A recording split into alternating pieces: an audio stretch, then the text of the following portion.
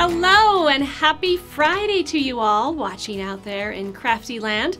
I'm Nicole Westervelt, General Manager here at FSJ Spellbinders team, and I'm thrilled to be here on this kind of holiday eve-ish weekend to bring TryDay Friday to you. And this is going to be a quick one, but I think it's a useful one as well. If you're anything like me, you are giving gift cards to some folks on your list this year. It's just one of those inevitabilities. And of course, as crafters, we don't want to just give a gift card. We want to do something cute and fun to deliver it, right? So I'm going to show you today how to do a really quick and easy, we're calling it kind of a pop-up gift card holder. And you can really do it. The cool thing too is that pretty much everybody has paper, printed paper laying around, right? Yes, we do. And that's really all you need is some basic cardstock and some printed paper, and then you can decorate it however you want. So it's just a really fun little quick way to put a little fun twist on giving a gift card this holiday season. So let's jump right in, shall we?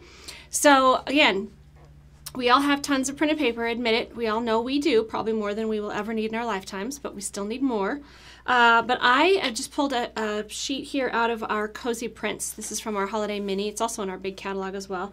This is two-sided. This is the one that I'm going with today because I just happen to love the stripe, but also because the gift card that I've already seemed to have lost has a little bit of a little red piece to it. So I'm just kind of coordinating with my gift card. So I'm going to take this, I've already done it, I cut this down to a striped piece here that is 10.5 long by 5 inches wide. Okay, so super easy. And now we're going to bring in our scoring platform, and I'm going to grab the little crease tool. The crease tool is stored right underneath here, which you can't see because I'm off the screen, but right here. So I'm going to slide that little guy out.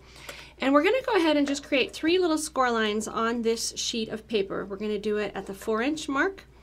So I'm going to find my 4-inch mark here and create my little score line.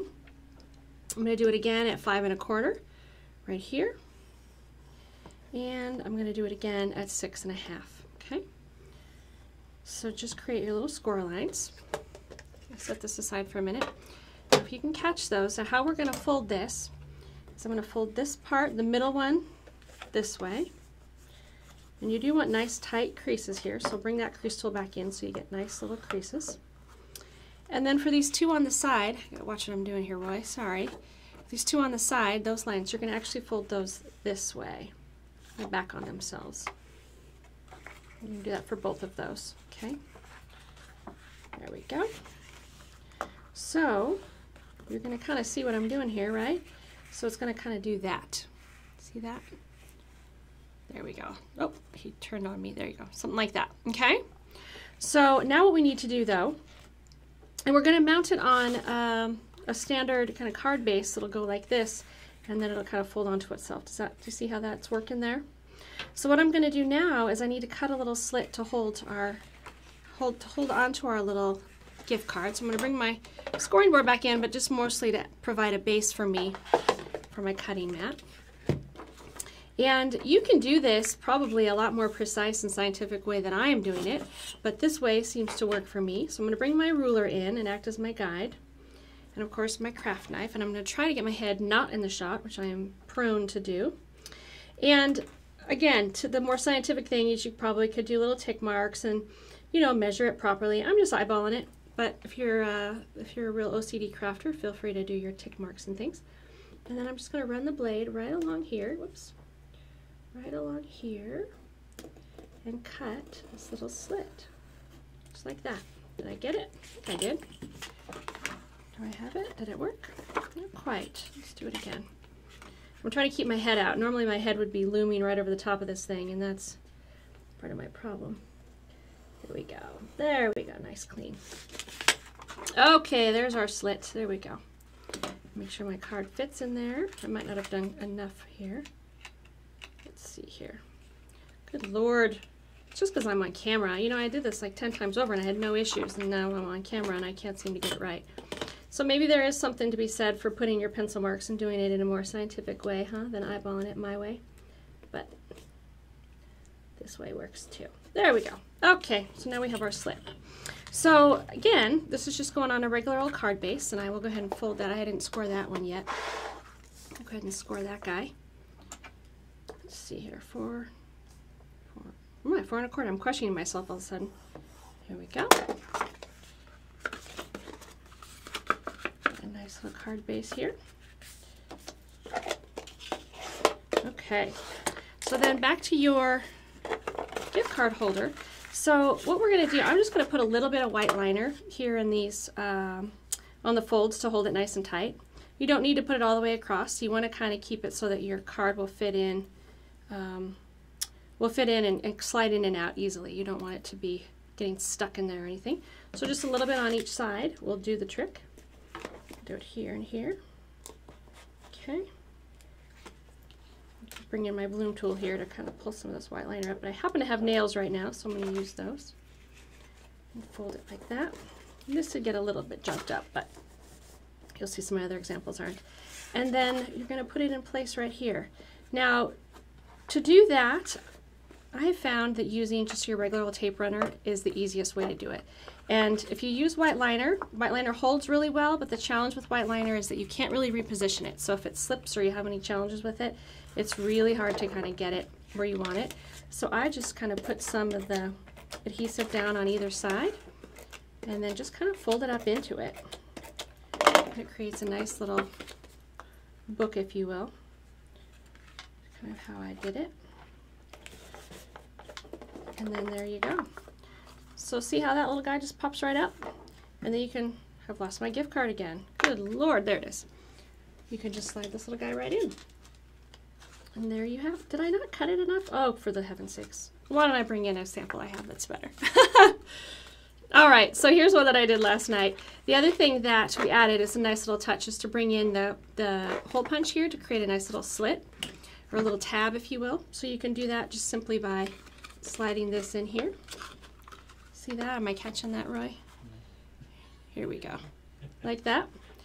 And that creates a nice little, just a nice little notch there for you to have your gift card, you know, to be able to grab it. So that's what we've done here. So that's the only difference between these two. And again, you can do any of these printed papers. You see there's so many options, and I just kind of am matching it based on the gift card that we have, and it just slides right in there. So here's one that's already done, and it's done much nicer than the one I just did on camera, but you get the idea. And there it goes, and it pops right up. Pretty fun, right?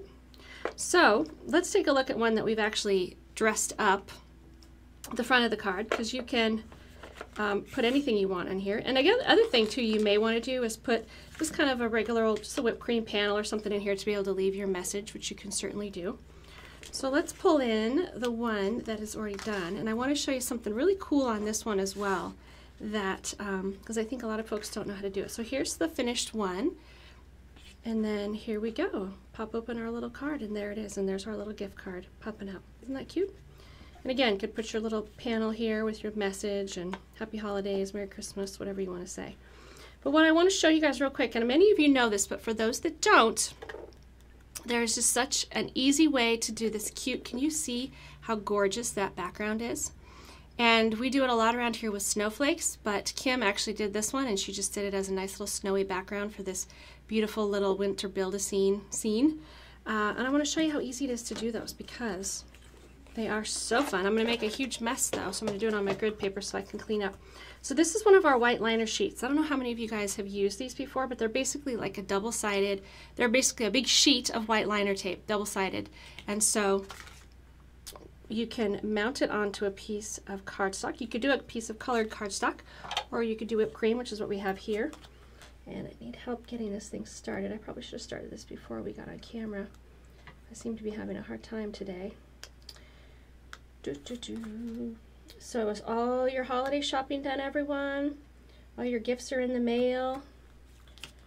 That was our big relief, is getting everything in the mail to the people who don't live here. That was our big deadline. Okay, so I'm going to mount this onto here. Just to give it a little structure. You wouldn't necessarily have to do that, but you would want to give it some structure. Now, one cool thing that you may have seen us do before, and I love to do it, is you could run this through the die cutting machine, do a snowflake shape, or really any shape that you'd like. But in this case, we're going to just keep this nice little rectangular panel that will act as our background for our snowy little deer scene. And now I'm just going to pull this up. So now I've basically got a sticky piece of cardstock. And now is the fun part, where we just sprinkle these gorgeous sparkle cuts on top. Now sparkle cuts are kind of, we call it our chunky glitter. It is absolutely stunning. It is just so pretty and it shines and catches the light so well. But it's a little chunkier, so it's not quite as messy as maybe some traditional glitters, even though I also love our sparkle dust. Although my husband would probably say it's all messy, but come on. Glitter is meant to be shared, right? Okay, so look, see how beautiful that panel is? Let's see if I can get the light to catch it. And then for the rest of the scene, we just brought in some of the little stamped images from our winter build-a-scene, and this actually has a matching die. And the cool thing about this die is that there's dies to match a lot of these stamped images, but then there's, I guess, what I'd call a couple bonus dies that come with it as well, like this cute little border, and my favorite is this teeny tiny little picket fence. Look at how cute. And that's what we've done on the finished piece. So I'm gonna put this right over the top of this just to create a little bit more of a background for this beautiful card. And there you have it. Merry Christmas. Perfect little gift card holder. Cool? So you can do this. You have all the supplies at home. I know that you do, and I know many of you give gift cards. I've been seeing a lot of you guys pop up and say, yep, I have got to give gift cards. So have some fun crafting this weekend. Find a cute, clever way to give your gift cards this holiday season or any season. And I hope that you will be bringing paper to life this holiday season.